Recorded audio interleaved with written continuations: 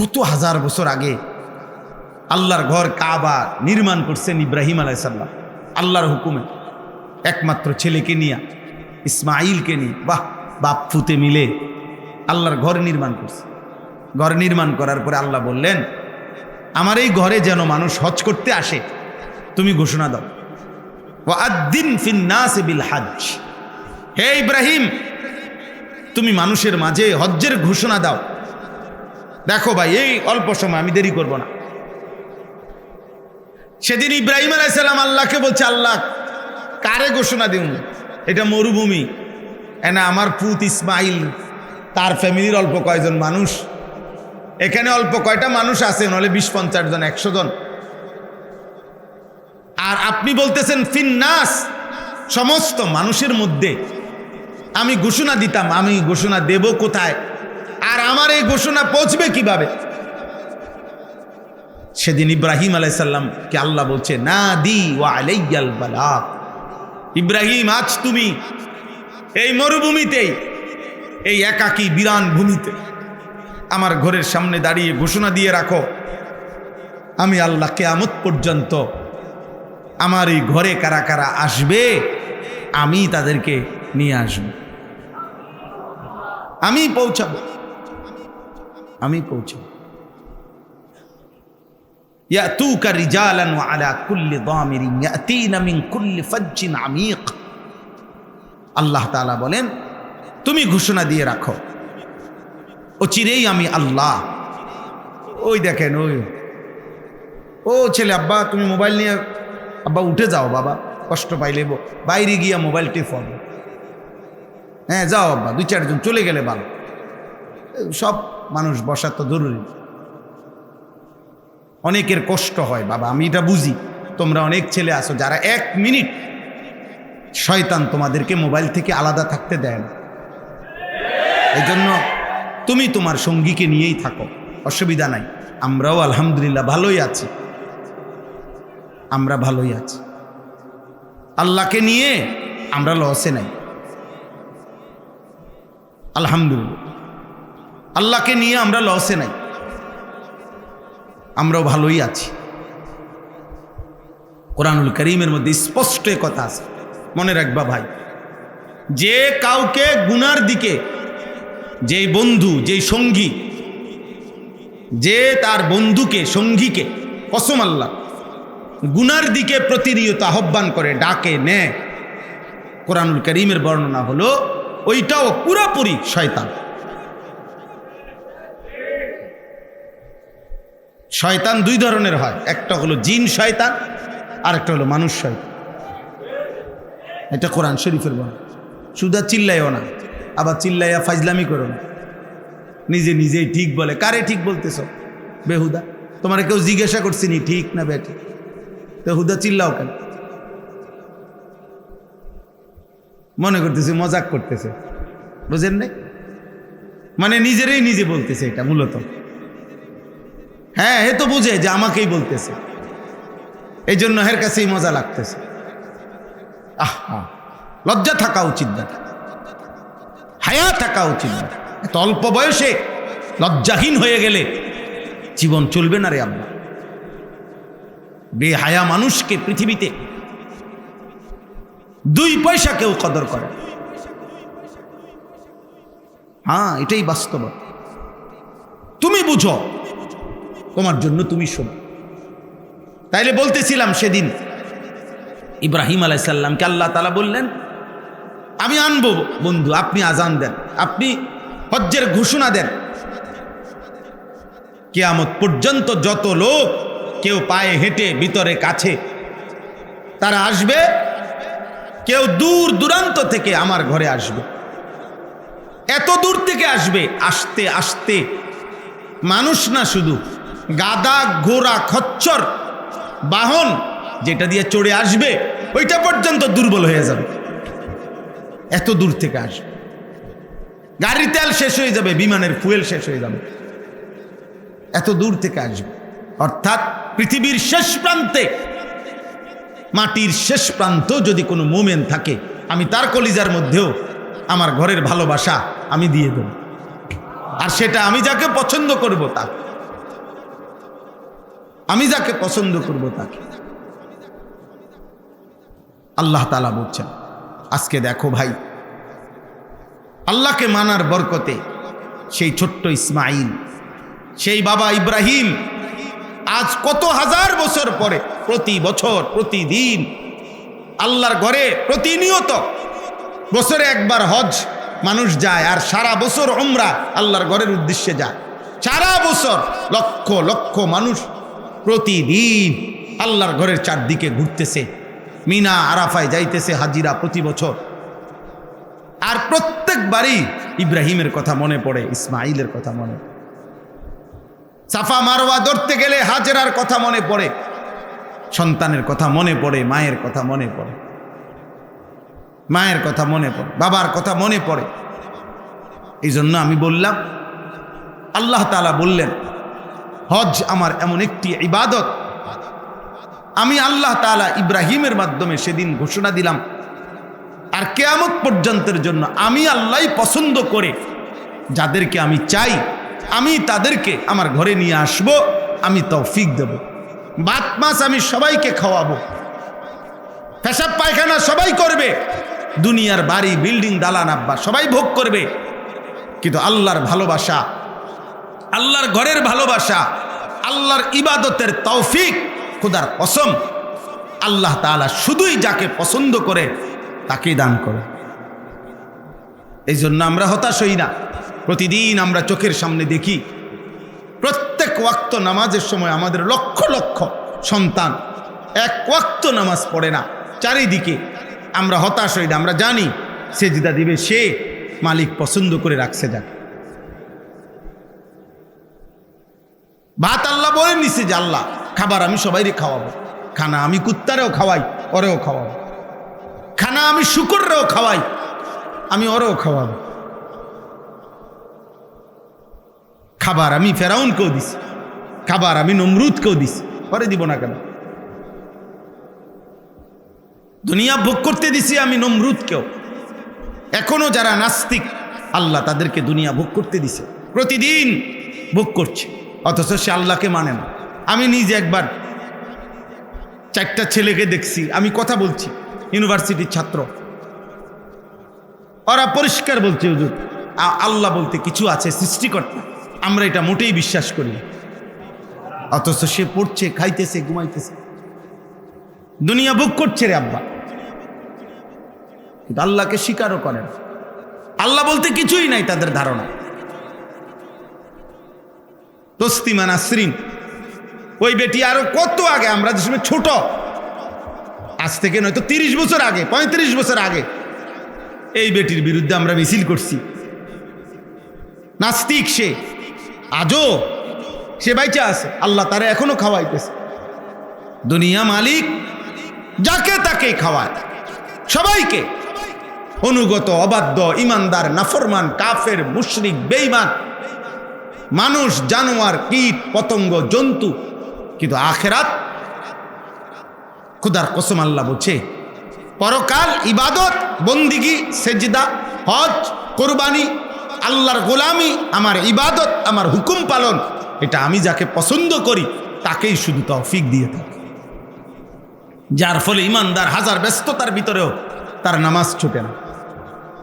আমার শায়েখ আল্লামা মুফতি মুশতাকুর নবী সাহেব বলে, মুনাফিক ফজরের নামাজ পড়তেই পারে না, মোমেন ফজরের নামাজ ছাড়তেই পারে না। গোলাম তার মনিব আল্লাহকে ভুলতেই পারে না, নাফরমান তার মনিবের কথা মনেই পড়ে না, মনেই পড়ে না। আপনি দেখেন, সে তার সাধারণ থেকে সাধারণ বন্ধুর কথা মনে রাখছে, এত বড় আল্লাহ যে তাকে 24 ঘন্টা লালন পালন করে, সে তাকে একটা বারও মনে করে না, একটা সেজদা দেয় না। আমার তো প্রায় এটা মনে হয়, বেনামাজিকে যদি কোনো কুত্তার জবান থাকতো, কুত্তা থুতু দিত। শুকরের যদি জবান থাকতো তো সে থুতু মারতো তার পাপা, বলতো বেটা আমি কুত্তা তো এই জন্য সেজদা করি না, যেহেতু আল্লাহ আমাকে বলে নাই, তোকে তো বলছে, শুধু বলে নাই, তোকে ডাকতেছে প্রতিদিন 5 ওয়াক্ত নামাজে তোকে ডাকে, তুই কেমন জানোয়ার রে, আল্লাহকে একটা সেজদা দাও না? কুকুরের জবান থাকলে কুকুর বলবে, শুকরের জবান থাকলে শুকর বলবে। এজন্য প্রিয় ভাই, নিজের উপরে দয়া করো, তোমার উপরে তুমি দয়া। শেষ পর্যন্ত মনে রাখতে হবে, আমরা যদি নিজের কথা নিজে মনে না রাখি, পৃথিবীর কারোর সময় নেই, সবাই সবাইকে নিয়ে ব্যস্ত, কারো হাতে টাইম নেই, কারো হাতে, সবাই ব্যস্ত, সবাই ব্যস্ত, সবাই। এমন অসংখ্য বাপ আছে, উনি গত 6 মাসে উনার ফুতেরে এক শব্দ কথাও জিজ্ঞাসার টাইম পাইছে না। উনি যে সময় রাত্রে আসে ফুতেও ঘুমায়, উনি যে সময় ভোরে চলে যায় সে সময় হইতে ঘুমায়। বেডিরে বলে দিছে টাকা পয়সা যা লাগে কইও নিতে, আছে না এমন? ব্যস্ত, সবাই ব্যস্ত, আপন বাবাও ব্যস্ত, আপন মাও ব্যস্ত, এই পৃথিবীর সব ব্যস্ত, আমরা কারো হাতে টাইম নাই। অতএব আমি যদি আমাকে ভুলে যাই, আমারে মনে করাই দিবে কে? আমারে আল্লাহ মনে করাই দিবে কে? একদিন আমি কবরে চলে যাব, একদিন আমি জাহান্নামে চলে যাব, একদিন জাহান্নামের আযাবে চলে যাব। নাউযুবিল্লাহ, আল্লাহ আমাদেরকে হেফাজত করে। তাইলে আল্লাহ তাআলা বললেন, লিয়াশহাদু মানাফিআ লাহুম ওয়া ইয়াযকুরু ইসমাল্লাহি ফি আইয়ামিন মা'লুমাত আলা মা রাযাকাহুম মিন বাহিমাতিল আনআম। আল্লাহ বলেন, আমার ঘরে আমি কেন আনবো আমার বান্দাকে? এই যে কাবা, মসজিদে হারাম, এই যে এখন লক্ষ লক্ষ হাজিরা পৌঁছে গেছে আল্লাহর ঘরের কাছে, আল্লাহ বলেন আমি কেন নেই? আল্লাহ বলেন আমার বান্দাকে আমি তার নিজ চোখে, আমার আল্লাহ বলে তার কল্যাণ, তার দুনিয়া আখেরাতের উপকার তার নিজ চোখে দেখাইবার জন্য আমার ঘরে আমি নিয়েছি। আমি তাকে কল্যাণ দেখাবো, আমি তাকে আখেরাতের এবং দুনিয়ার কল্যাণ আমি নিজে তাকে দেখাবো। ওয়ায়াযকুরু ইসমাল্লাহি ফি আইয়ামিন মা'লুমাত আলা মা রাযাকাহুম মিন বাহিমাতিল আনআম। আল্লাহ বলেন এবং কুরবানির জন্য যে কয়টি দিন আমি আল্লাহ নির্ধারণ করেছি, সেই কয়টি দিনে আমার বান্দা আমি আল্লাহর স্মরণ করবে, জিকির করবে। এই উদ্দেশ্যে আমি আল্লাহ কুরবানির বিধান দিলাম। এখানেও এই কথা স্পষ্ট, দ্বিতীয় অংশ। আমরা যারা মনে করি ঈদ মানে আনন্দ, অথচ আল্লাহ তাআলা বলছে ঈদ মানে জিকির, ঈদ মানে আমার স্মরণ, ঈদ মানে আমার বন্দিগি, ঈদ মানে আনন্দ না, ঈদ মানে হারাম না, ঈদ মানে গান না, ঈদ মানে নাচ না, ঈদ মানে আল্লাহর জিকির। আল্লাহ বলছে কোরবানির নির্দিষ্ট দিনগুলোতে আমার বান্দা যেন আমাকে স্মরণ করতে পারে, এজন্য আমি কোরবানির বিধান দিলাম। আমি হালাল প্রাণী জবাই করার অনুমতি দিলাম। ফাকুলু মিনহা ওয়া আতইমুল বাঈসাল ফাকির। আল্লাহ বলেন হ্যাঁ, সাথে সাথে আমি যেই অনুমতি দিছি কোরবানির প্রাণী জবাই করে তুমিও খাও, অভাবী, দুঃখী, নিঃস্ব তাদেরকেও দাও, খাওয়াও। তাইলে আল্লাহর ইবাদত করতে পারা, আল্লাহকে ডাকা, এটাই মুমিনের আনন্দ। আমরা কিতাবের মধ্যে পড়ছি যে একজন মুমিনের প্রতিদিন, যেই দিন সে আল্লাহর নাফরমানি করে নাই, 5 ওয়াক্ত নামাজ আদায় করছে, আল্লাহর হুকুমের উপরে থাকছে, খোদার কসম বুজুর্গানে দিন বলে এমন প্রতিদিনই মুমিনের ঈদ, এমন প্রতিদিনই। কুল্লু ইয়াউমিন ইয়ামুররু আলাইকা লাম তাসিল্লাহ ফি ফাহুয়া ঈদুন। প্রত্যেক ওই দিন যেই দিন তোমার উপর দিয়া গেল আর তুমি আল্লাহর নাফরমানি করো নাই, সেটাই তোমার ঈদ। আর গুনাহ আর নাফরমানির মধ্যে প্রতিদিনই জাহান্নাম, সেটা আনন্দ না। আগুন কখনো আনন্দ হইতে পারে না, অতএব নাচ কখনো আনন্দ নয়, নাচ হচ্ছে আগুন। নারী কখনো হারাম নারী, এটা কোনোদিনও খোদার কসম আনন্দ নয়, এটা জাহান্নাম, আগুন। গান, বাদ্য, মদ, জুয়া, সুদ, কিস্তি, হারাম, বেপরদিগি, বেহায়াপনা, এই জীবন আনন্দ নয়, বরঞ্চ এটা আগুন। আগুন কোনোদিন আনন্দ হইতে পারে না, আনন্দ হইতে পারে। অতএব আমি একটা ছেলেকেই বললাম, একজন বাবা আপনাকেই বললাম, আপনারা আমরা ইদানিংকালে আইসা আমরা বললাম না ইদানিংকালে আইসা আমরা বেশি অস্থির হলো, আমাদের প্রজন্মের এই ছেলেগুলো নিয়ে আমরা বেশি টেনশনে আছি। আমাদের এই লাখ লাখ এক বয়সী ছেলে, এরা কি কারণে নামাজ পড়তেছে না, কেন আমি বুঝতেছি না। এরা আসলে কিভাবে এভাবে একজোট হয়ে গেল? সংখ্যাগরিষ্ঠ নওজোয়ান 18 বছর, 20 বছর, 22 বছর, গড়ে এরা শতকরা 95 এভাবে বেনামাজি হয়ে গেল কেন?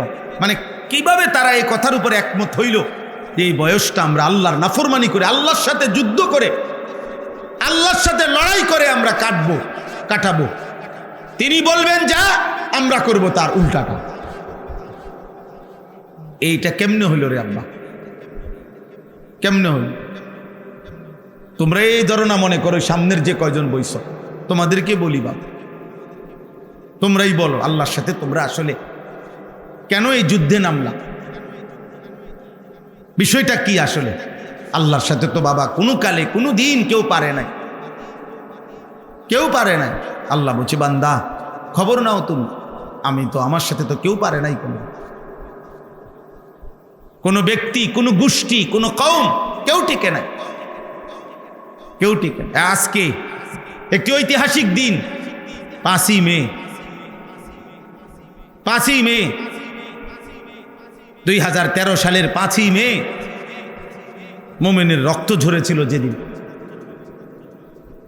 আল্লাহর দ্বীনের জন্য, রাসূলুল্লাহ সাল্লাল্লাহু আলাইহি ওয়াসাল্লামের ইজ্জত আর সম্মানের জন্য সেদিন শাপলা চত্বরে যেই মুমিনদের রক্ত ঝরেছিল, সেই রাত আজকে 5ই মে।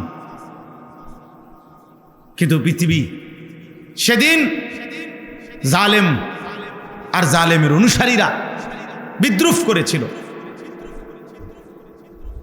মুমিনের রক্ত ঝরিয়ে, রক্তকে বলছে রং,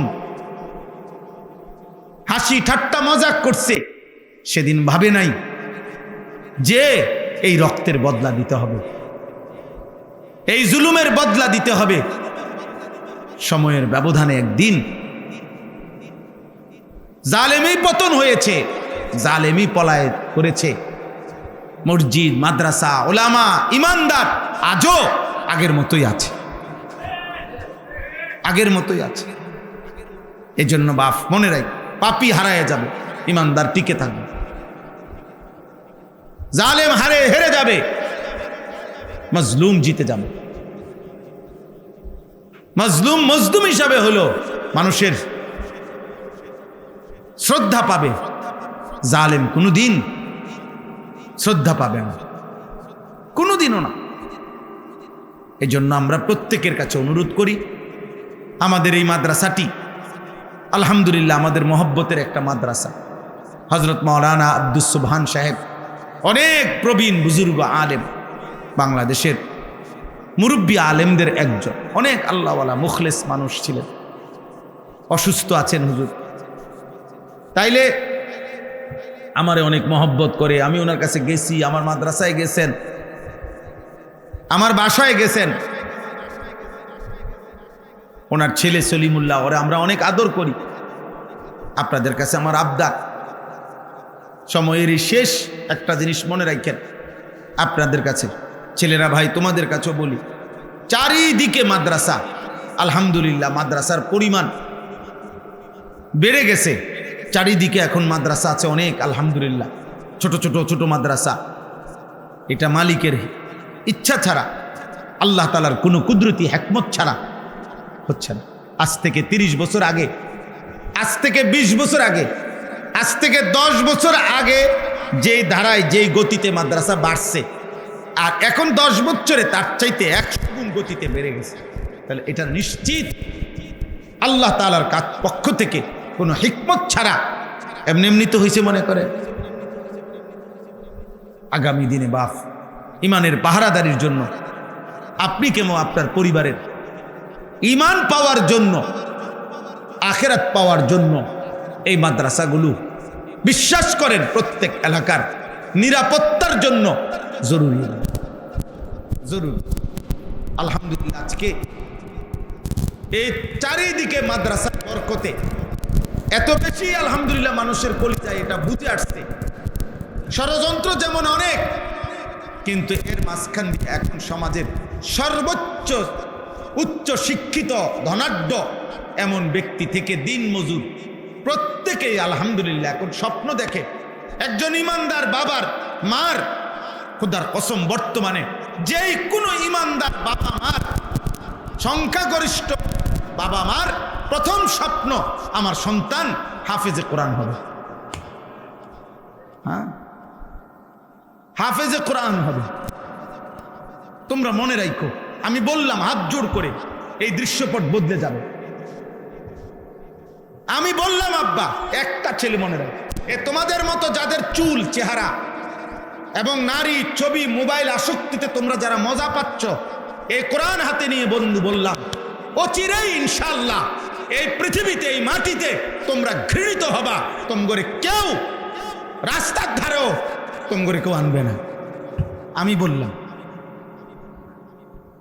ইনশাআল্লাহ, মনে রাখো ইনশাআল্লাহ। আল্লাহর প্রিয় বান্দারা, বয়স্ক মানুষ যারা দুনিয়াতে বয়স্ক, তারা অভিজ্ঞতার কারণে অনেক কিছু বুঝে। ঠিক আল্লাহর প্রিয় বান্দারাও পৃথিবীর পরিবর্তন বুঝে, সময়ের পরিবর্তন কি বুঝে। এটা মনে রাখো, এই অল্প সময়ের ব্যবধানে ইনশাআল্লাহ। নাহলে কারণটা কি?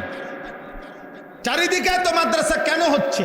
আল্লাহর জমিনে একটা গাছের পাতা আল্লাহর ইচ্ছা ছাড়া পড়েনি, তো মাদ্রাসা কারো আল্লাহর ইচ্ছা ছাড়া হয়ে গেছে।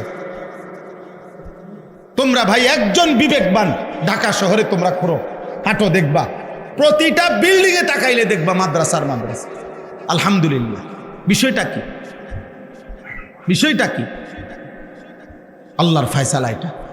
ও চিরে ইনশাআল্লাহ আমাদের এই উপমহাদেশে যুগ যুগ ধরে ব্রিটিশের ওই বেঈমানরা আমাদের উপরে যখন 190 বৎসরের জুলুম করছে, শাসন করছে, তার আগ পর্যন্ত খোদার কসম এটাই ইতিহাস যে এই ভারতীয় উপমহাদেশে মুসলমানদের পড়ালেখা বলতেই ছিল ধর্মীয় শিক্ষা।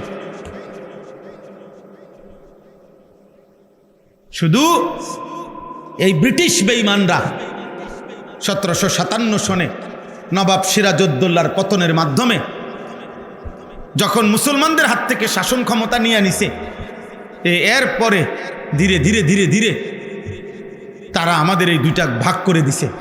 আমগরে এক দলকে, আমরা মুসলমান সবাই, তোমরাও মুসলমান আমরাও মুসলমান, কিন্তু বেঈমান আমাদেরকে একটা দেওয়াল দিয়ে দিছে মাঝখানে।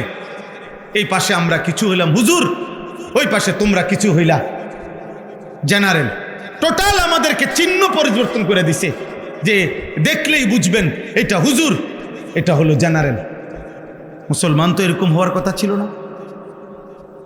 হযরত আবু বকর সিদ্দিক আর নবীজির লাস্ট সাহাবী, আল্লাহর কসম চেহারায় সুরতে 5 ওয়াক্ত নামাজে আল্লাহর বন্দিগিতে তো বরাবর ছিলেন। সাহাবায়ে কেরামের মধ্যে সাহাবীরা, নবীর সাহাবীরা নামাজ পড়তেন কয় পার্সেন্ট? কথা বলে না। মনে করেন 1 লক্ষ সাহাবী যদি হয় নবীর, তো উনাদের মধ্য থেকে নামাজ পড়তেন কত হাজার?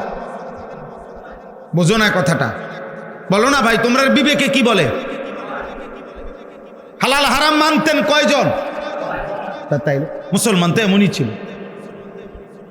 আমরা কিতাবে পড়ছি, ইতিহাসের কিতাবে একটা জামানায় ছিল মুসলিম শিক্ষা প্রতিষ্ঠান থেকে জোহরের নামাজের ওয়াক্ত হইছে, তো মসজিদে যারা ঢুকতেছে ছাত্র শিক্ষক, আমরা কিতাবে পড়ছি যে ইনিও শিক্ষক, ইনিও শিক্ষক, কিন্তু এই মাত্র উনি পড়াই আইছে ক্লাসে হাদিস, উনি পড়াই আসছে জ্যোতির্বিদ্যা, মানে এই মহাকাশ উপরে যে গবেষণা করে এই বিদ্যা, উনি উস্তাদ, উনিও উস্তাদ।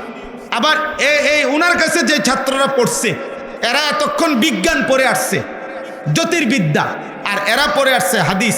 কিন্তু আল্লাহর কসম কিতাবে আছে মুসলমানদের এক জামানা ছিল এই ছাত্র আর এই ছাত্র নামাজের ওয়াক্তে মসজিদে ঢুকছে একসাথে, চেহারা দেখে বোঝা যায় নাই যে এরা আরবি পড়ছে, এরা জেনারেল পড়ছে। বুঝেন না কথাটা? ইনি হুজুর, ইনি স্যার, এ কথা আলাদা ছিল না মুসলমানের। মুসলমানের এটা ছিল না রে আব্বা। বেঈমান আমাদেরকে এটা দিয়ে গেছে, ব্রিটিশ আমাদেরকে আলাদা করে দিছে। আজকে আমরা তাকায় তাকায় দেখি তোমরা আমাদের ভাই, অথচ তোমাদের চুল বেঈমানের মতো। আমরা আফসুস করি, তাকায় থাকি। তোমরা আমাগরে নিয়ে হাসি ঠাট্টা করো, তোমরা মোল্লা নিয়া হুজুরের কথা নিয়া তোমরা মজাক করো। আহা, তোমরা কি পরিমাণ নিজেকে বুদ্ধিমান ভাবছ। কাফের মুশরিকদের অনুসরণ করে নিজেকে বুদ্ধিমান ভাবছ তোমরা। আফসুস, আফসুস। মাত্র সর্বোচ্চ 3 থেকে 5% ছাত্র, ছেলে মেয়ে মুসলিম বর্তমানে মাদ্রাসায় পড়ে। কমপক্ষে 95 থেকে 97% সন্তান স্কুল কলেজে পড়ে, জেনারেল লাইনে পড়ে। বাংলাদেশে কমপক্ষে 5 কোটি নিয়মতান্ত্রিক বাচ্চা পড়ালেখা করে বাংলাদেশে। এই 5 কোটি বাচ্চার মধ্যে মাত্র 3 থেকে 5% মাদ্রাসায় পড়ে, আর সব স্কুলমুখী। বেঈমানের সফলতা কি? ব্রিটিশের সফলতা, ওরা চলে গেছে আমাদের এই উপমহাদেশ থেকে। ওদের ক্ষমতা এখন আর আমাদের দেশে নাই, আমাদের এই উপমহাদেশে। কিন্তু ওদের সেই বীজ, ওদের সেই ফিকির, এটা স্পষ্ট ইতিহাসের বইতে লেখা আছে। ব্রিটিশ বলে গেছিল, আমরা এই উপমহাদেশে এমন শিক্ষা দিয়ে গেলাম, এমন শিক্ষানীতি পড়ালেখা দিয়ে গেলাম, অচিরেই এই উপমহাদেশের এই পড়ালেখা করে আমাদের রক্তে মাংসে হবে ভারতীয় এই উপমহাদেশের, আর চিন্তায় চেতনায় হবে ইংরেজ।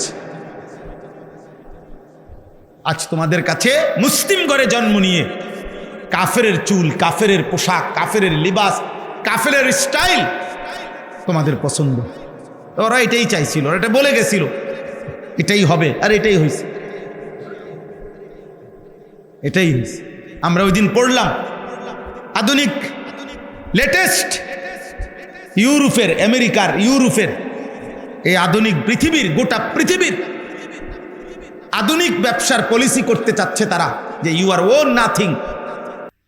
মানে এটা নতুন স্লোগান আসতেছে, এই কিছুদিনের মধ্যে শুনবা তোমরা, যে আপনার কোনো মালিকানা থাকবে না কোনো কিছুর উপরে, তবে আপনার কোনো কষ্টও থাকবে না, আপনার সকল চাহিদা ওরাই পূরণ করবে, আপনার কোনো মালিকানা নাই, আপনার আলাদা কোনো মেয়ে হবে দরকার নাই, আপনার আলাদা কোনো স্ত্রীর দরকার নাই, আপনার নারীর চাহিদা যখন দরকার ওটা পূরণ হয়ে যাবে। আপনার খাবার দরকার, এখানে আপনি হালাল হারাম যাচাই করে আলাদা বাচ্চা, এত কিছু আপনার দরকার নাই। আপনার টেনশন না থাকলে তো হইছে, আপনার সমস্যা না থাকলেই তো হইছে, আপনার চাহিদা পূরণ করবে। এই প্রস্তুতি নিচ্ছে ইউরোপ। নাউজুবিল্লাহ, নাউজুবিল্লাহ। হ্যাঁ, তোমরা অপেক্ষা করো আব্বা, তোমরা অপেক্ষা করো। সেদিন চোখের পানি ফেলে কাঁদবা নিজের সন্তানের কুফরি দেখা, কারণ তোমার হায়াত তুমি যেমনে পার করছো, তোমার সন্তান তোমারে তার বদলা দিবে, মনে রাখো ইনশাআল্লাহ। তোমার গুনাহ, তোমার নাফরমানির বদলা তোমারে করায় গন্ডায় তোমার পরিবার বুঝাই দিবে। দেখো তুমি, আল্লাহ আমাদেরকে হেফাজত করে, আল্লাহ আমাদেরকে হেফাজত। আমরা আল্লাহর দিকে ফেরা দরকার, আমরা মাদ্রাসামুখী হওয়া দরকার, আল্লাহর কোরআনমুখী হওয়া দরকার, নামাজমুখী হওয়া দরকার। আল্লাহ আমাদেরকে তৌফিক দান করে। আলহামদুলিল্লাহ, আমরা বারবার জিজ্ঞাসা করছি, খবর নিছি, এই মাদ্রাসা মাওলানা সলিমুল্লাহ বললেন অল্প একটু জায়গার জন্য সর্বোচ্চ চেষ্টা করতেছেন। যাদের জায়গা, যাদের মাধ্যমে আল্লাহ যদি দয়া করে, আল্লাহ রহম করে, আল্লাহ যেন কবুল করে, আল্লাহ যেন এই মাদ্রাসার একটা পূর্ণাঙ্গ সুন্দর জায়গার পূর্ণ ইন্তজাম যেন হয়। জায়গার দান মনে রাখবেন, জায়গা দান করলে মাটি, তো এটা বড় বরকতের বিষয় হলো যে মাদ্রাসা এরপরে এখানে হইলে যতদিন এখানে আল্লাহর কোরআন পড়া হবে, দিন পড়া হবে, পৃথিবীর কেউ যদি ওর নাম মনে না রাখে, খোদার কসম আল্লাহ তাআলা তো দেখছে, যত বাচ্চা, যত দিনই কাজ এখানে হবে, তত সমস্ত কাজের নেকি ওই জায়গাওয়ালার আমল নামায় নিশ্চিত সওয়াব আসতেই থাকবে, আসতেই থাকবে, আসতেই থাকবে, আসতেই থাকবে, কোনো সন্দেহ নাই। আপনার নাম কেউ মনে না রাখো, পৃথিবীর কেউ মনে না রাখো, মনে না রাখলে কি হইব? সওয়াব কি মানুষে দেয়নি? কথা বলে না, সওয়াব মানুষে দেয়। কে দেয়? তো আল্লাহ ভুলবে কখন? আল্লাহ ভুলবে কখন? কোনদিন? আল্লাহ ভুলবে কোনদিন? আল্লাহর মেমোরি থেকে হারায় যাবে কোনদিন? তাইলে আমি যে 10টা টাকা দিছি, তো টিয়া মাত্র 10 টিয়া, এই কারণে হয়তো দুনিয়ার মানুষ, দুনিয়ার হুজুর ধরেন মাত্র 10 টাকা দিছি দেখে আমার এটা মনে রাখছে না।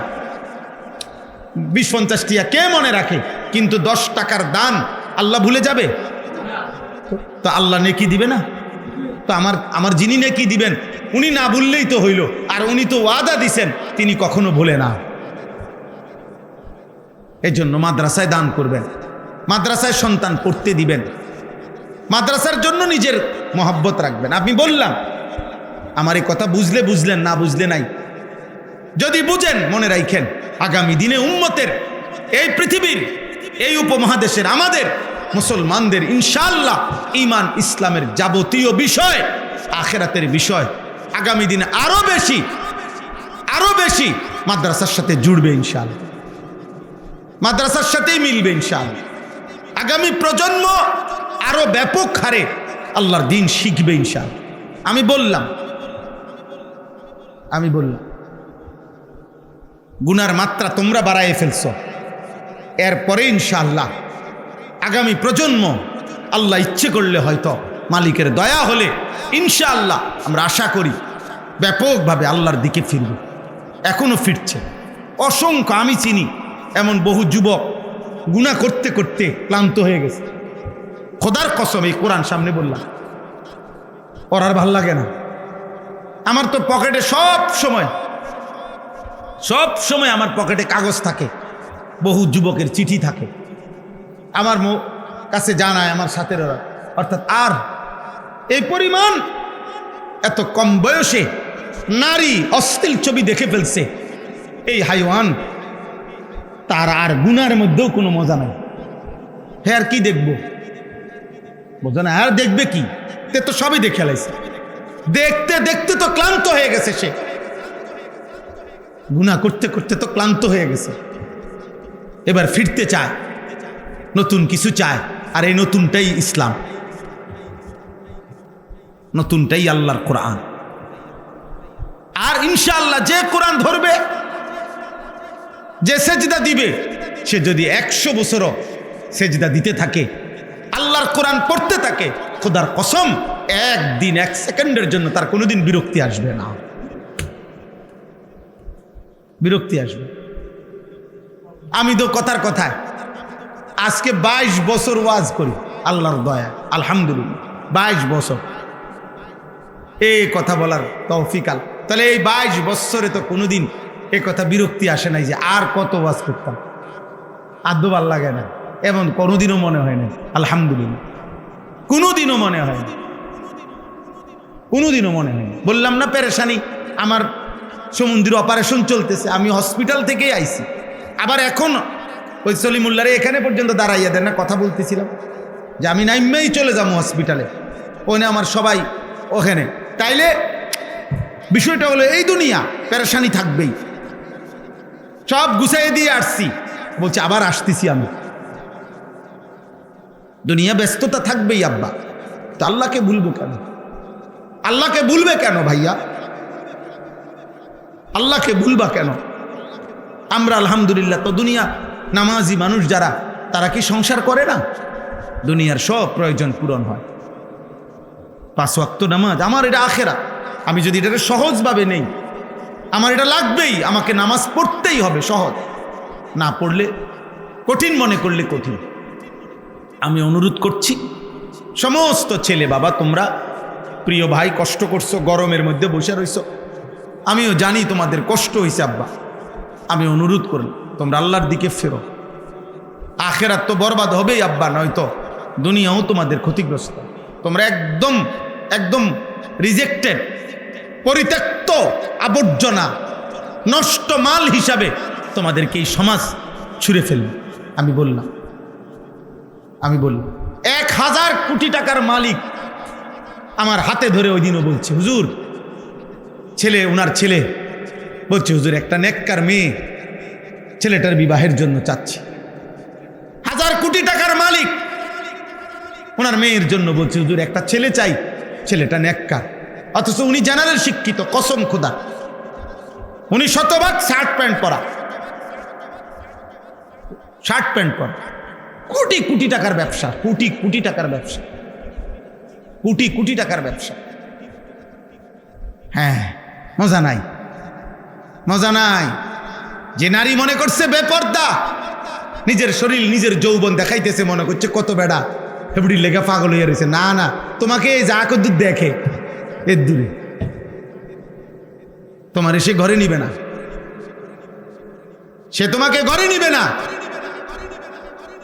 ঠিক তোমরাও মনে রাখো, তুমি না মনে করতেছো ওই মেয়ে অমুক মেয়ে, না, পবিত্র কোনো বাবা, নেককার কোনো বাবা চরিত্রহীন যুবক তোকে তার মেয়ের জন্য পছন্দ করবে না, আব্বা। আমি খোলামেলা বললাম, আমি ফিরাইতে চাই আমার ছেলেদেরকে, বুঝাইতে চাই, এজন্য এতটা পরিষ্কার বলি। নেবে না। আল্লাহ তাআলা আমাদেরকে বুঝার তৌফিক দান করেন। সবচেয়ে বেশি সব সময় চারিদিকে দেখেন, এগুলো এখন বললে অনেক সময় দরকার, চারিদিকে ষড়যন্ত্র, আলেম, মাদ্রাসা, মসজিদ, এদের বিরুদ্ধে। কারণ চতুর্দিকের দুশ্মনদের গা জ্বালা, ওরা বুঝতেছে এত বিরোধিতার পরেও মানুষ আল্লাহমুখী। তোমরা একটা ছেলে বাংলাদেশের 20টা ইউনিভার্সিটিতে জেনারেল লাইনের বিভিন্ন চাকরির কাজে আমি অনুরোধ করলাম, ওয়াদা দিলাম, চ্যালেঞ্জ করলাম, তোমরা এখন হাইটা দেখো এবং বয়স্ক মানুষের লগে কথা বলে দেখো, গত 20 বছর আগের চাইতে এই 20 বছরে, এই 10 বছরে আলহামদুলিল্লাহ বাংলাদেশে জেনারেল শিক্ষিতদের মধ্যেও দাড়ি রাখার প্রবণতা আগের চাইতে 100 গুণ বেড়ে গেছে, 100 গুণ। আলহামদুলিল্লাহ। বিষয়টা কি? কারণটা কি? হিজাব, বোরকা পরিহিতা নারী কলেজে গিয়ে হাঁটো, চলো ইউনিভার্সিটিতে চলো, দেখো গিয়ে হিজাব পরা নারী আলহামদুলিল্লাহ গত 30 বছরের চাইতে, 20 বছরের চাইতে এই 10 বছরে উল্লেখযোগ্য হারে বোরকা পরিহিতা নারীর পরিমাণ বেড়ে গেছে আব্বা। বুঝাই গেল পরিবর্তন ইসলামের দিকে। পরিবর্তন কিসের দিকে? হ্যাঁ, সময়ের মুসলমান আজকে অনেক দিন নির্যাতিত, অনেক দিন। রোহিঙ্গা মুসলমান, কাশ্মীরের মুসলমান, ফিলিস্তিনের মুসলমান, গাজার মুসলমান, সিরিয়ার মুসলমান। হ্যাঁ, আমরা তো প্রতিনিয়ত শুনি মুসলমানের রক্তে লাল, কিন্তু আল্লাহ তো আছে, আল্লাহ আছে না? আল্লাহ তো। আল্লাহ দেখে না ইসরায়েল কি করতেছে? আল্লাহ দেখে না আমেরিকা কি করছে? হ্যাঁ, সিরিয়ার যেই জালেমের পতন হয়েছিল, ওই সিরিয়ার এক মজলুম ছোট্ট মেয়ে মৃত্যুর পূর্ব মুহূর্তে, আমরা তখন তো সারা পৃথিবী এটা দেখছিল, 6-7 বছরের একটা মেয়ে বোমের আঘাতে যখন রক্তাক্ত হয়ে গেছিল, তখন শেষ নিঃশ্বাস মরবার আগ মুহূর্তে বাচ্চা মেয়ে এটা বলছিল, আমি চলে যাচ্ছি, আমি আল্লাহকে গিয়ে বলবো, আমি আল্লাহকে গিয়ে বলবো ওরা আমারে অন্যায়ভাবে মেরে ফেলছে। বলো তো ভাই, সেদিন আমার মালিক আল্লাহ তাআলার কাছে কেমন লাগছে? তাইলে প্রতিদিন কত গাজা, ফিলিস্তিনের কত মজলুম নারী কত আহাজারি করতেছে যে আল্লাহ সুখ কি আর কোনোদিন পাবো না? কত বাচ্চা কত আহাজারি করতেছে, আল্লাহ এক লোকমা খাবার পেট ভরে কি কোনোদিন খাবো না? তো আল্লাহ তাআলা তো দেখতেছেন বাবা, বিজয় আসবে মুসলমানের, ইনশাআল্লাহ মুসলমানের বিজয় আসবে, সেজদার বিজয় আসবে, কালিমার বিজয় আসবে। আলহামদুলিল্লাহ। তোমরা আল্লাহর দিকে ফিরো, চেষ্টা করো, বলো ইনশাআল্লাহ। ফজরের নামাজ পড়ো ভাই, 5 ওয়াক্ত নামাজ পড়ো, চেহারা সুন্দর করো, চুল স্বাভাবিক রাখো। আব্বা তুমি মুসলমান, তোমার ধর্মেই তোমার জন্য সুন্দর, তোমার আল্লাহই তোমার প্রিয়, তোমার নবী তোমার প্রিয়, দুশ্মন তুমি তোমার জন্য ভাবে না। অতএব আল্লাহর দিকে ফিরো, 5 ওয়াক্ত নামাজ পড়ো, সেজদা করো, শরীরটা নাপাক করো, পেশাব পায়খানা করে ঠিক মতো টয়লেট পেপার ব্যবহার করো, পানি ব্যবহার করো। অশ্লীল ছবি, নারী, উলঙ্গ দৃশ্য দেখলে বীর্যপাত হয় আব্বা, বীর্যপাত হইলে ওই শরীর নাপাক হয়, আর তার উপরে গোসল ফরজ। আর এমন নাপাক মানুষের জন্য জঘন্য, এই নাপাকি নিয়ে তুমি চলতে থাকো, তোমার উপরে তো আল্লাহর সৃষ্টি সব লানত দেয়। কসম খোদা, তুমি যে 1 ঘন্টা 2 ঘন্টা ধরে নারী দেখলা, ছবি দেখলা, তোমার তো বীর্যপাত হয়েছে, হারাম। তুমি তো টেরও পাও নাই হয়তো, অথবা টের পাইছো। তো তুমি এই নাপাক শরীর নিয়া কেমনে চলতেছো, খাইতেছো কেমনে, ঘুমাইতেছো কেমনে, এই পৃথিবীতে হাঁটতেছো কেমনে? এই মাটি যদি তোমার ধসায় দেয়, আল্লাহ কোরআনে বলছে তো, আমিনতুম মান ফিস সামা আন ইয়াখসিফা বিকুমুল আরদ। আল্লাহ বলছে তোমরা কি আল্লাহ থেকে নিরাপদ হয়ে গেলা? এই বান্দা, তুমি কি জানো না আল্লাহ চাইলে মাটিতে ধসাই দিতে পারে? কারুনকে কে মাটিতে ধসাইছে? তো তিনি নাই। আব্রাহার বাহিনীকে পাথর দিয়ে ধ্বংস করছে কে? তো তিনি নাই। তো আল্লাহ আমাদেরকে তৌফিক দান করেন, আল্লাহ আমাদেরকে কবুল করে নেন। আমরা চেষ্টা করব ইনশাআল্লাহ, আশায় আছি, আশায় থাকি। দেখবা আমরা খবর পাই সারা বাংলাদেশে 1 জন ছেলে 2 জন ছেলে আল্লাহর দিকে ফিরে। এই আশায় বুক বাইদা এত কষ্ট করি, দৌড়াই, কি শীত গরম রোদ বৃষ্টি। আমি এবছর ঈদের দিনও মাহফিল বয়ান করছি, একেবারে রোজার ঈদের দিন, যেদিন ঈদ হয়েছে ওই দিন রাত্রেও আমি মাহফিল করছি। এমনি আমার এটা অস্থিরতা, যেমনি সুযোগ হয় আল্লাহর কথা বলা। আল্লাহ আমাদেরকে তৌফিক দেন, এই মাদ্রাসা আল্লাহ কবুল করে নেন। আল্লাহ তাআলা এই মাদ্রাসার জন্য একটা সুন্দর উত্তম জায়গা আল্লাহ ব্যবস্থা করে দেন। হযরত মাওলানা আব্দুস সুবহান সাহেব, আল্লাহ তাআলা ওনাকে আফিয়তের জীবন দান করেন। তোমরা ভাই নওজোয়ান, আমরা তোমাদের জন্য দোয়া করি। বাবা আপনাদের জন্য, আমার জন্য দোয়া করবেন, আমিও আপনাদের জন্য দোয়া করি। আলহামদুলিল্লাহ রাব্বিল আলামিন। মাওলাই করিম আপনি মাফ করে দেন, আল্লাহ আপনি মাফ করে দেন, আপনি মাফ করে দেন, মাফ করে দেন মাওলা, মাফ করে দেন, মাফ করে দেন। অনেক ভুল হয়ে গেছে, অনেক নাফরমানি হয়ে গেছে। কত রাত গেছে মাওলা, একটা সেজদা দেই নাই রে মাওলা। কতদিন পার হয়েছে, একটা সেজদাও দেয় না। আল্লাহ আপনি এমন বান্দার কলিজায় আপনার সেজদার মহব্বত দিয়ে দেন। আল্লাহ এই ছেলেগুলোর কপাল সেজদাওয়ালা বানিয়ে দেন, নামাজি বানিয়ে দেন, ঈমান আমলওয়ালা বানিয়ে দেন। বাবা চাচাদেরকে আরো বেশি নেক আমলের তৌফিক দেন। সমস্ত কবরবাসীদেরকে মাফ করে দেন। আল্লাহ আমাদের জীবন সুন্দর করে দেন, আমাদের জীবন সুন্দর করে, আমাদের কলিজায় আখিরাতের ভয় দান করেন, জাহান্নামের ভয় দান করেন, আখিরাতের ফিকির দান করেন। আল্লাহ এই মাদ্রাসা আপনি কবুল করে নেন, মাদ্রাসা কবুল করে নেন, মাদ্রাসা আপনি কবুল করে নেন। মাদ্রাসার জন্য একটা সুন্দর জায়গা আল্লাহ আপনি ইন্তজাম করে দেন, আপনি ফয়সালা করে দেন। আল্লাহ আল্লাহ জনাব আব্দুস সুবহান সাহেব, আল্লাহ ওনাকে আফিয়ত দান করেন। আল্লাহ হজরতের হায়াতের মধ্যে আফিয়ত দান করেন, বরকত দান করেন। আল্লাহ আমার এখানে যতজন বাবা চাচা আছে সকলকে আফিয়ত দান করেন। আল্লাহ এলাকার সমস্ত মা বোনদেরকে পর্দা পুশিদা দান করেন। আজকের এই মাহফিল, এই ইন্তজামের মধ্যে আপনি বরকত দান করেন। আমাদের যার যত জরুরত আছে, প্রয়োজন আছে, আপনি সব গায়েবের খাজানা থেকে পূরণ করে দেন। মাদ্রাসার তামাম জরুরত আপনি পূরণ করে দেন। রব্বির হামহুমা কামা রব্বায়ানি সগীরা আসসাল্লাল্লাহু তাআলা আলা খাইর খালকিহি মুহাম্মাদিন ওয়া আলিহি ওয়া আসহাবিহি আজমাইন। আসসালামু আলাইকুম ওয়া রাহমাতুল্লাহি ওয়া বারাকাতুহু। আসসালামু আলাইকুম ওয়া রাহমাতুল্লাহি ওয়া বারাকাতুহু। প্রিয় ভাই শোনো, সবাই শোনো, আমার ছেলেরা আমার কথা শোনো ভাই। তোমরা যেমন কষ্ট করে আসছো, আমরাও কষ্ট করে আসছি। ব্যক্তিগতভাবে মানুষের জীবনে সবসময় পেরেশানি, কাজকর্ম, ঝামেলা থাকে ব্যক্তি।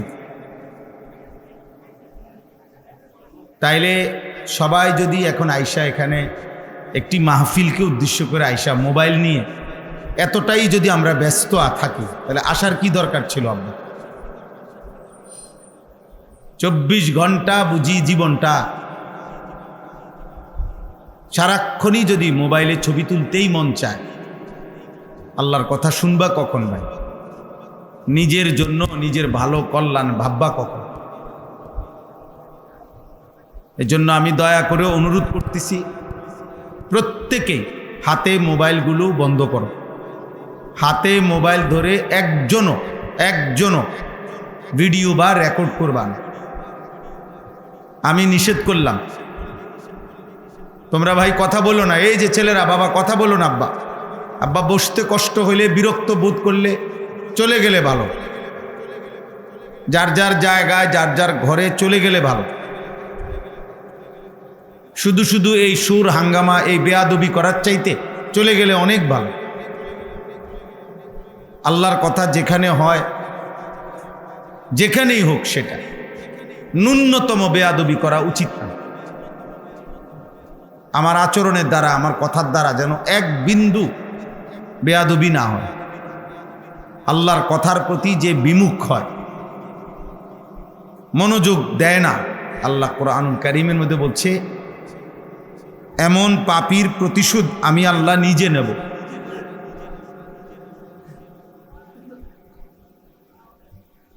আমি নিজে তার প্রতিশোধ নেব।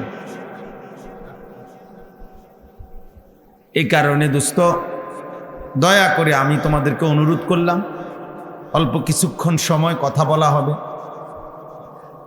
ধৈর্য না কুলাইলে চলে গেলে ভালো, কথা বলো না। সম্ভব হইলে বসো, যেটুক সম্ভব হয় বসার চেষ্টা করো। নওজোয়ান ছেলে নিজেদের জুতো একসাথ করে বসো, মাটিতেই বসো। মাটিতে বসলেও লজ্জারও কিছু নাই, শরমেরও কিছু নাই। আমি এটা খুব ভয় করি। আমার কথা হলে আমি সব সময় একজন শুনুক, কিন্তু বেয়াদব না শুনুক, ও ক্ষতিগ্রস্ত হবে। মনে করেন এই গ্রামের, এই মহল্লার সবাই আজকে ওয়াজ শুনলো না কেন? যারা শুনে নাই তাদের কারো গুনাহ নাই। এটা কোনো ফরজ ওয়াজিব না, কিন্তু কথা বলা, কষ্ট দেওয়া, আল্লাহর কথার থেকে বিমুখ হওয়া, এটা আল্লাহ তাআলা কোরআনুল কারীমের মধ্যে বলছে সে সবচেয়ে বড় জালেম, এটা সবচেয়ে বড় পাপ। এই জন্য আমরা এটারে খুব ভয় করি। এবং আল্লাহর ওয়াদা, এমন পাপীর প্রতিশোধ আমি আল্লাহ নিজে নেব।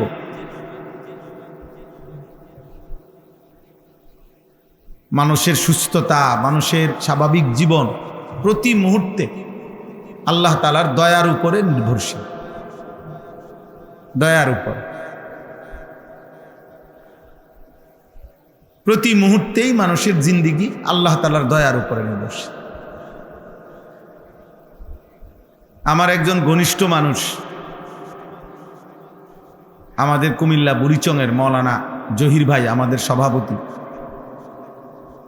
গত 2-3 দিন আগে উনি একটা মাহফিলের ডেটের জন্য, ওনার এক বন্ধু মাওলানা ডেটের জন্য আমারে খুব বারবার বিরক্ত করছে। পরে আমি অনেক দেখে একটা ডেট, তারিখ বলছি। আজকে দুপুরবেলা ওনার সাথে দুপুরের খানা খাইছি। উনি বলতেছে, ভাই যার জন্য ডেটটা নিছিলাম আমি, বারবার বিরক্ত করলাম, উনি তখন আমারে বলছে উনি খুব অসুস্থ, ঢাকা হসপিটালে ভর্তি, লিভার জন্ডিস হয়েছে।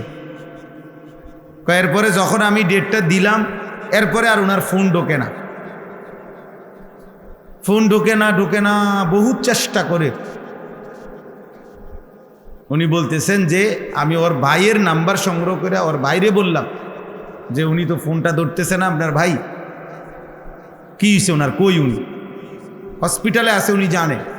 উনি কাঁদতেছে, কয় যে ভাই হুজুর আমার ভাই তো আধা ঘন্টা হয় মারা গেছে, ইন্তেকাল করছে আজকে। তো উনি আমার আজকে বলতেছে আমি ওনারে ডেটটা জানাইতে পারলাম না।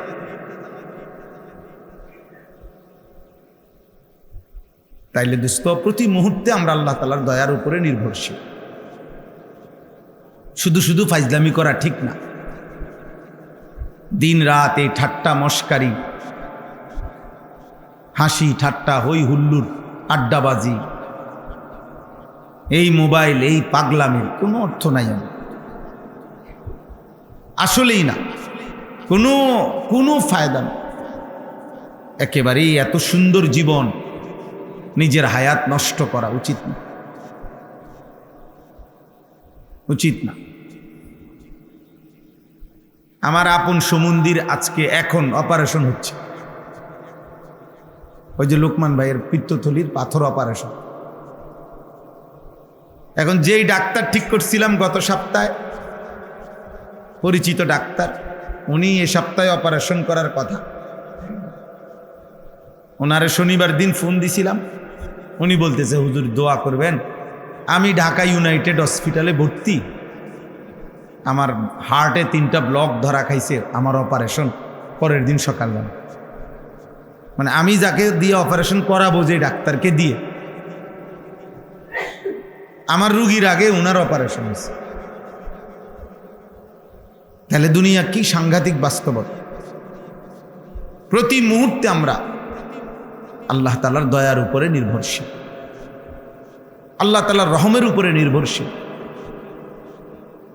কিন্তু তোমরা এটা বুঝতে চাও না। যতক্ষণ পর্যন্ত বিপদ কাঁধের উপরে না আসে, যতক্ষণ পর্যন্ত আল্লাহর গজব না পড়ে অনেকের উপরে, এমন দুষ্ট, এই দুষ্ট কোনোভাবেই বুঝতে চায় না যে তার উপরে বিপদ আসবে। এই বদনসিব বুঝতেই চায় না। আল্লাহর আযাব না আসা পর্যন্ত তার ঘাড়ে, তার কাঁধে বড়সড় কোনো বিপদ, অ্যাক্সিডেন্ট, দুর্ঘটনা না আসা পর্যন্ত বুঝতেই চায়। সে মনে করে সে আশেপাশের 1000 মানুষ মরে যাক, সে মরবে না। আশেপাশের 1000 মানুষের অ্যাক্সিডেন্ট হোক, ওর হবে না কিছু। ভাইয়া কথা বলো না, আব্বা কথা বলো না, তোমরা কথা বলতেছো কেন?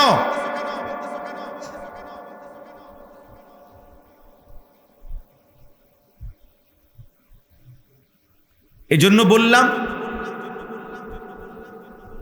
আমার কথা হলো অল্প একটু সময় আমরা প্রত্যেকেই আল্লাহর কথা মনোযোগ দিয়ে শুনি। আন্তরিকতা নিয়ে শুনলে আল্লাহ বরকত দিবে। আর যার যখনই মন চায়, কষ্ট লাইগা উঠলে, বিরক্তি লাইগা উঠলে, ক্লান্তি হইলে চলে গেলে ভালো, আমি অনুমতি দিলাম। আল্লাহ তাআলা আমাদের সবাইকে তৌফিক দান করেন। আলহামদুলিল্লাহ, আলহামদুলিল্লাহি নাহমাদুহু ওয়া নাস্তাঈনুহু ওয়া নাস্তাগফিরুহু ওয়া নু'মিনু বিহি ওয়া নাতাওয়াক্কালু আলাইহি ওয়া নাউযু বিল্লাহি মিন শুরুরি আনফুসিনা ওয়া মিন সাইয়্যাতি আ'মালিনা। من يهده الله فلا مضل له ومن يضلله فلا هادي له ونشهد أن لا إله إلا الله وحده لا شريك له ونشهد أن سيدنا وحبيبنا ومولانا محمدا عبده ورسوله أما بعد فأعوذ بالله من الشيطان الرجيم بسم الله الرحمن الرحيم وأذن في الناس بالحج يأتوك رجالا وعلى كل ضامر يأتين من كل فج عميق ليشهدوا منافع لهم ويذكروا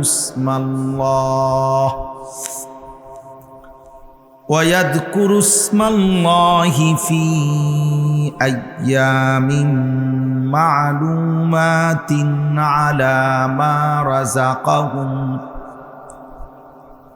على ما رزقهم من بهيمة الأنعام فكلوا منها وأطعموا البائس الفقير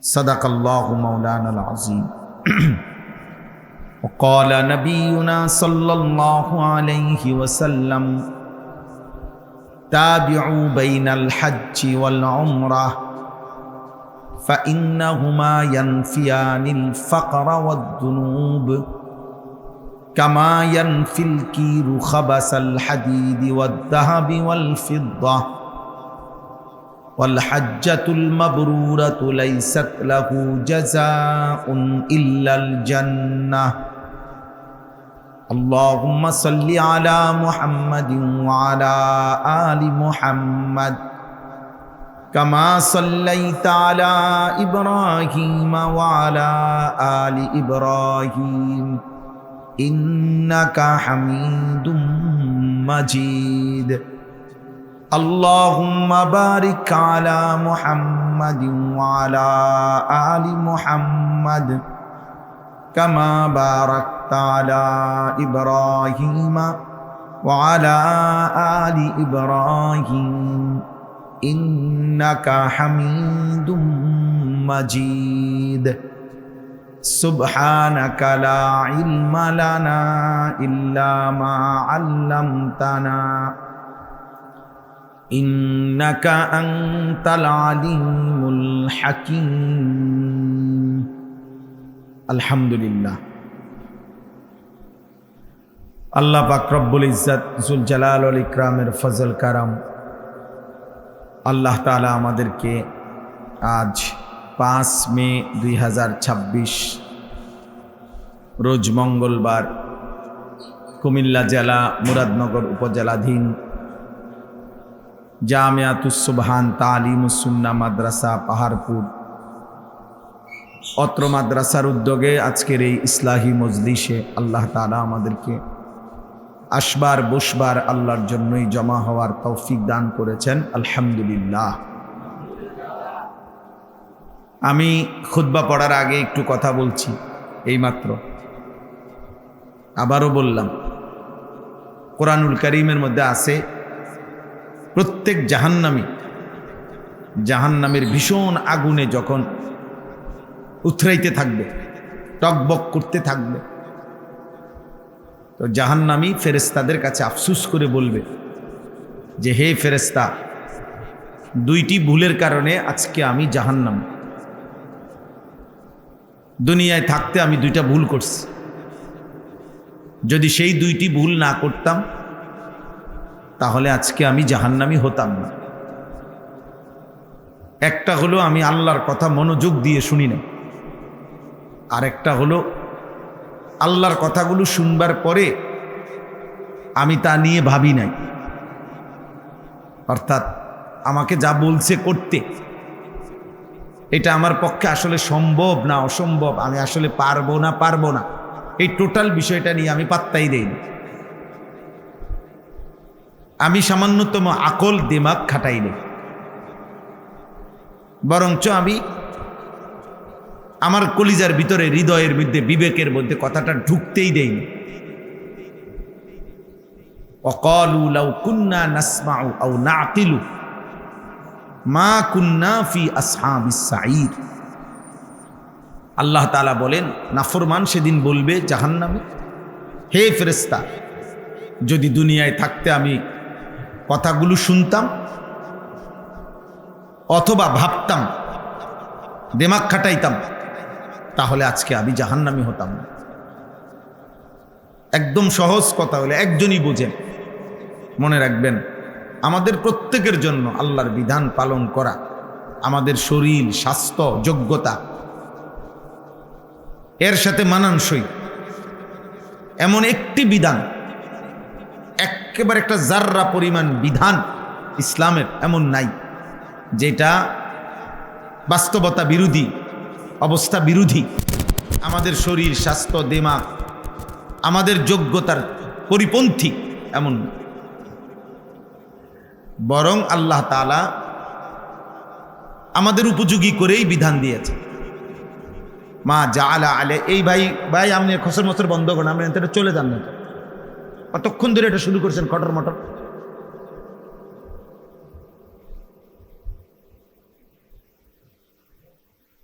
বিরক্তি আমি পছন্দ করি না ভাই, আপনি জানেন না, আমি নতুন দেখছেন মনে হয় আমার।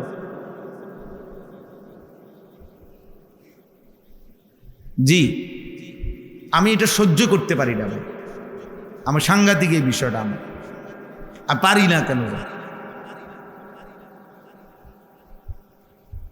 আমি জিন্দেগি কোনোদিনও শ্রোতার বেশি কম নিয়া পেরেশানি করি না। এই যেমন এটা একটা গল্লি, আমি পরশুদিন বয়ান করছি, তাদের বৃষ্টির কারণে কমিউনিটি সেন্টারের মধ্যে গিয়া ওয়াজ করতে দিয়েছি। আমি ঠিক আছে ভাই, যেখানে বলো, যেখানে বলো আল্লাহর কথা বলো, যে দূর সুযোগ হয় দূর বলো, বলতে থাক, বললেই নেকি, বললেই নেকি, শুনলেই নেকি। আমার সওয়াব দরকার। ব্যাপক জনপ্রিয়তা দিয়ে আমি করবো কি? পরিচিতি দিয়েই বা করবো? চিন্নেই বা কার কি হয়েছে, না চিন্নেই বা কার কি হয়েছে? কিছুই হয়। কত ক্ষমতাধর পৃথিবী চিনে। কিছুদিন আগে ক্ষমতা ছিল, আজ ক্ষমতা নাই। এই তো দুনিয়া, এই তো দুনিয়া, এই তো দুনিয়া, এই তো বাস্তবতা। এজন্য ভাইয়া আল্লাহর কথার প্রতি মনোযোগী হওয়া উচিত। আমি তো বারবার বলতেছি কথা, এটা আমার জন্য না, এই ওয়াজের জন্য, এটা অভ্যাসে বানানো উচিত যে আমি আগে সিদ্ধান্ত নেব যে আমি আসলে আল্লাহর কথা শুনবো কিনা। না শুনলে নাই, না শুনলে সরে থাকি আমি। যেমন যারা আসে নাই, আমি তো বললামই, তাদের কি গুনাহ হইছে না গুনাহ নাই, আগে এটা ফয়সালা করে নেওয়া আসলে আমি শুনবো কিনা। তো এটাই বললাম যে প্রত্যেক জাহান্নামী বলবে আমি দুইটা ভুল করে ফেলছি, মনোযোগ দিয়ে শুনি নাই, কথাগুলো নিয়ে ভাবি নাই। ভাবলে আমি পারতাম 1.25 ঘন্টা ফজরের ওয়াক্ত, প্রায় 4 রাকাত নামাজ আমি এটা আদায় করতে পারতাম। 3.5 ঘন্টা 4 ঘন্টা জোহরের নামাজ ওয়াক্ত, 10-12 রাকাত নামাজ আমি পারতাম। প্রায় 1.5 ঘন্টা আসরের নামাজের ওয়াক্ত আমি 4 রাকাত নামাজ ইজি পড়তে পারতাম। একটু যদি ভাবতাম, একটু ভাবতাম, তাইলে এইটাই প্রত্যেক জাহান্নামী বলবে। আমার কাছে 100 টাকায় 2.5 টাকা যাকাত চাইছে, 97.5 টাকা আমাকে রাইখা দিতে বলছে। আমি তো ইজি দিতে পারতাম, ইজি দিতে পারতাম। আমার সারা জীবনে 60 বছরে একবার হজ করতে বলছে, একবার। তাহলে একবার টাকাটা তো মিলাইতে পারতাম। আমি তো আসলে ভুলে না করলাম, খামখেয়ালি করলাম। কোনো মুসলমানের উপরে বছর জীবনে একবার হজ ফরজ, তাও যে নির্দিষ্ট সম্পত্তি হইলে। তাইলে আমার উপরে কোরবানি ওয়াজিব, তো এই নির্দিষ্ট পরিমাণ সম্পত্তির কারণে অল্প কয়টা টাকা খরচ, 20-25 হাজার টাকা খরচ করলেই আমি কোরবানিটা দিতে পারতাম। তদুপরি কোরবানিটার মধ্যে আমি বাহ্যিকভাবেও এই গোশতটুকু আল্লাহ আমারে দয়া করে খাওয়ার অনুমতি দিয়ে রাখছে। তাইলে এই সামান্যতম বিবেক, তুমি একজন সুস্থ ছেলে, পূর্ণ শরীর সুস্থ, তাহলে কি কারণ থাকতে পারে তুমি যে নামাজ পড়লা না? কি কারণ? খামখেয়ালি। এই জন্য প্রত্যেক পাপী আফসুস করবে, যাহা আমি আসলে বোকামি করলাম, ইজি আমি সহজেই আল্লাহর হুকুমটা মানতে পারতাম, আমার জন্য বিষয়টা সহজ ছিল, কিন্তু আমি বোকামি করলাম। ফাতারাফু বিদামবিহিম, আল্লাহ বলে সেদিন প্রত্যেক জাহান্নামী তার সমস্ত পাপের স্বীকৃতি দেবে, স্বীকার করবে, কিন্তু লাভ কি হবে? ফাসুহকাল লিআসহাবিস সাঈর, ফেরেশতা তখন বলবে, হে নাফরমান, হে জাহান্নামী, দূর হ। স্বীকার করে আজ লাভ নাই, জাহান্নামেই পড়তে হবে, আগুনেই পড়ে থাকতে হবে। কোরআনুল কারীমের মধ্যে আছে, ইয়াউমা ইদিন ইয়াতাযাক্কারুল ইনসান ওয়া আন্না লাহুদ যিকরা, সেদিন আখিরাতে প্রত্যেক মানুষ তার দুনিয়ার সব কিছু মনে পড়বে। ওয়া আন্না লাহুদ যিকরা, কিন্তু বলো না বান্দা, মনে পড়ে কি লাভ হবে? আল্লাহই বলতেছে, বলো মনে পড়ে কি হবে সেদিন লাভ? কোরআনুল কারীমের মধ্যে আছে, জাহান্নামী ফেরেশতাকে বলবে, ফেরেশতা আল্লাহকে বলো না আমাকে মৃত্যু দিয়ে ফেলতে, আমি আর পারছি না। ফেরেশতা বলবে, না, ইন্নাকুম মাকিসুন, অনন্তকালের জন্য তোমাকে এই জাহান্নামেই থাকতে হবে, আর কোনোদিন মৃত্যু হবে না, আর কোনোদিন মৃত্যু হবে না। এবং কোরআনুল কারীমের মধ্যে আছে, প্রত্যেক নাফরমানের পরিচিত ইমানদার তাকে জাহান্নামের মধ্যে দেখবে এবং ডাক দিবে।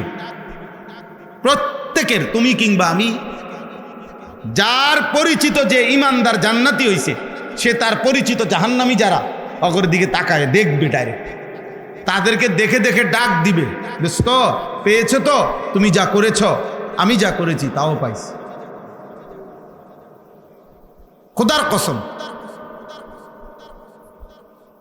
এবং এটা বলছে যে কোনো মানুষ যেমন দুনিয়ার মধ্যে বলে, আচ্ছা দেখুম আরি কয়দিন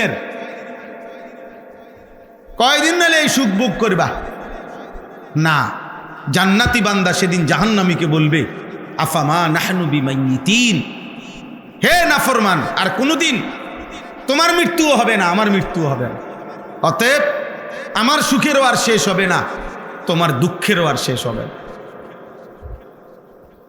এটা বললে তাফসীরে আছে জাহান্নামীর কলজাটা ছিঁড়ে যাবে। আহা, একে তো আমার পরিচিত, সে জানলো আমি আগুনে, আবার দ্বিতীয়ত এই সিদ্ধান্ত শুনাইলো, আর কোনোদিন ওরও শেষ হবে না, আমারও শেষ হবে।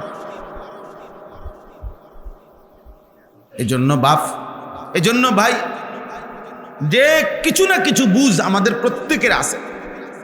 আমরা মুসলমান, নাহলে আমরা কেন মাহফিলে আসলাম? আমরা বুঝি আল্লাহ আছে, রসুল আছে, আখেরাত আছে, কবর আছে, মৃত্যু আছে, নাইলে আমরা আসলাম কেন? নাইলে আমরা বুঝলাম তো, আমরা তো বুঝি যে আসছেন, ছেলেরাও যারা আসছে, ওরা যত মহব্বত করে আমাকে আসুক মনে করেন, এ তো এটা বুঝে এই হুজুর এ তো নাচ গানের কথা বলবে না, এ তো আখেরাতের কথা বলবে, কবরের কথা বলবে, পরকালের কথা বলবে, জাহান্নামের কথা বলবে। তাহলে এটা তো আব্বা তুমি বুঝো, এই জন্যই তো আসছো। তাহলে এবার একটু আগাইলে কি হয়? আল্লাহর পথে নামাজের জন্যে নিজেকে একটু আগাইলে ক্ষতিটা কি? বছরের পর বছর শুনলাম, এক এক সময় এক এক বক্তাকে পছন্দ করলাম, এক এক সময় এক এক বক্তার ওয়াজ শুনলাম, কারো সুর, কারো টান, কারো চিৎকার, কিন্তু আমার পরকালের কি হবে? আখিরাতের কি হবে আমাদের? এই জন্য আমরা মনে করাই দিলাম, এটা আমাদের ডিউটি। প্রতিদিন আমরা আলহামদুলিল্লাহ আখিরাত মনে করাই, প্রতিদিন। কেউ না শুনুক, কোনো অসুবিধা নেই। হযরত নূহ আলাইহিস সালাম 950 বছর মানুষকে আল্লাহর দিকে ডাকছে। 950 বছর, মাত্র 80 জন লোক কালেমা পড়ছে। 950 বছরে ওনার হাতে কালেমা পড়ছে কয়জন? শুধু 80 জন, শুধু 80। কি পরিমাণ নাফরমান ছিল সেই মানুষগুলো! আজ তাদের কি পরিণতি? আজ তারা কোথায়? পৃথিবীর জালেমরা, পাপীরা কোথায়? ওয়ালাকাদ কাযযাবাল্লাযীনা মিন ক্বাবলিহিম, আল্লাহ বলে যুগে যুগে যারা আমি আল্লাহর কথাকে মিথ্যা মনে করেছে, ফাকাইফা কানা নাকির, আমার বিরুদ্ধাচরণ করার পরিণতি তাদের কি হয়েছে তুমি খবর নাও না। তুমি ইতিহাসের বইতে পড়ো। তোমরা একটা কলেজের ছেলে, স্কুলের ছেলে, মনে করো ভাই আমরা বলছি যে ফেরাউনকে আল্লাহ পানিতে ডুবাইছে, ধ্বংস করে দিছে, তোমার কাছে তার বিকল্প কোনো তথ্য আছে কিনা তুমি খুঁজো। যে না হুজুর আমি পাইছি, আমি গবেষণা করে পাইছি যে না ফেরাউন পানির ডুবে নাই। এর বিকল্প তথ্য আসেনি কারো কাছে। নমরুদের যেই পরিণতি আল্লাহর কোরআন বলছে, এর বিকল্প কোনো তথ্য পৃথিবীর কোনো বেঈমানের কাছেও তো নাই। কোনো কাফেররাও তো, কোনো ইউরোপ আমেরিকার বেঈমানও তো এই কথা খুঁজে পায় নাই। এর ব্যতিক্রম কিছু? তাহলে জালেমের পরিণতি যে আযাব হয়, নাফরমানের পরিণতি যে লজ্জা হয়, আযাব হয়, এর ব্যতিক্রম ফলাফল এই পৃথিবীতে একটা নমুনা নাই, একজন নমুনা নাই।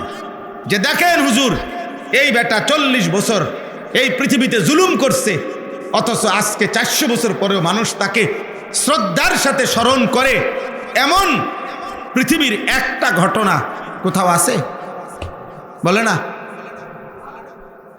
বলো না ভাই, একজন বলুক। জেলে একটা চরিত্রহীনের নাম বলো যে পৃথিবীর ওই চরিত্রহীন লম্পট আজকে 100 বছর পরে পৃথিবীবাসী তাকে সম্মান করছে। কে সে?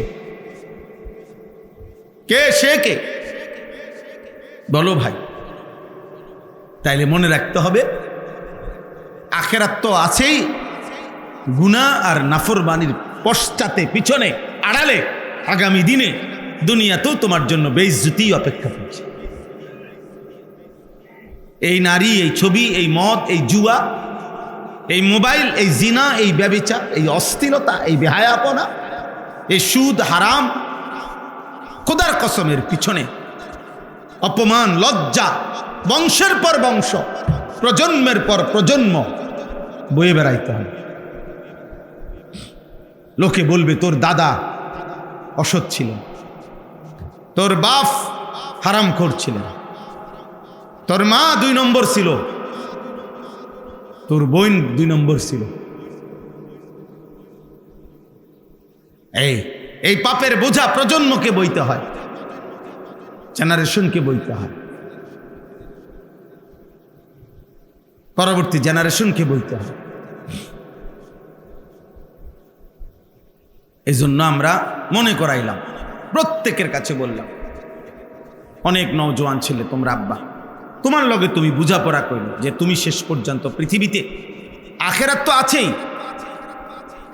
কিন্তু পৃথিবীতে তুমি কোনো দিন তোমাদের এই গুনার পরে এই যে বেনামাজি জীবন, নামাজ নাই, সেজদা নাই, আল্লাহ নাই, রসুল নাই, পাক নাফাকের ধারণা, এই নারী, ছবি, জিনা, ব্যভিচারের পশ্চাতে পিছনে আগামী দিনে পৃথিবীতে কোনো যুগে কোনো কালে তুমি কোনো সম্মান পাইবা পৃথিবীতে জীবিত থাকতে কিংবা মৃত মরার পরে, এদ্দুর ভাবনা আজকে একবার বললাম, একজন বেনামাজি তুমি নতুন করে ভাইব যে পৃথিবী তোমাকে কি নামে স্মরণ করবে।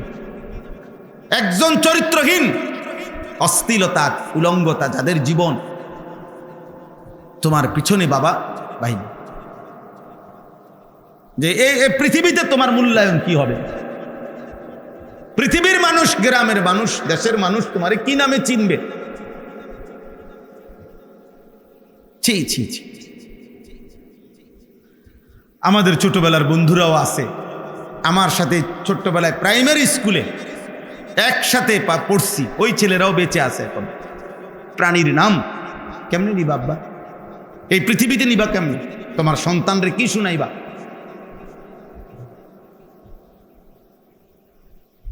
তোমার প্রজন্মকে কি শুনাইবা তুমি? তোমার জেনারেশনকে কি শুনাইবা? একদিন তো তোমার ছেলে তোমার থেকে গল্প শুনতে চাইবে, একদিন তোমার ভাতিজা তোমার থেকে গল্প শুনতে চাইবে, একদিন তোমার ভাগিনা তোমার থেকে গল্প শুনতে চাইবে। তুমি কি বলবা? যে ভাতিজা, আমরা যখন তোদের বয়সী ছিলাম আমরা সারাক্ষণ নারী দেখতাম। হ্যাঁ বলো, লজ্জা বলো বা হাসো না, বলো, তুমি বলো। তোমার বিবেকের মধ্যে যদি শয়তানে পেশাব না করে তো বলো। আপনজনকে কি শুনাইবা? আমরা যখন তোদের বয়সী ছিলাম আমরা এক ওয়াক্ত আল্লাহকে সেজদা দিতাম না। ছি ছি ছি ছি ছি বেটা, থুতু তোর কপালে, থু। বেনামাজি তোর কপালে, থুতু বেটা। লানত তোর কপালে, অভিশাপ তোর কপালে,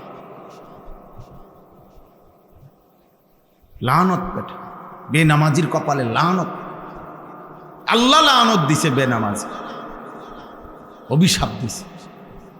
আল্লাহ বলছে বেনামাজি এত অভিশপ্ত যে তাকে মূলত রাজিম, সে তারে উচিত পাথর মাইরা এলাকা ছাড়া করা। এত নিকৃষ্ট। এজন্য আমরা এই আশ্চর্য আয়াত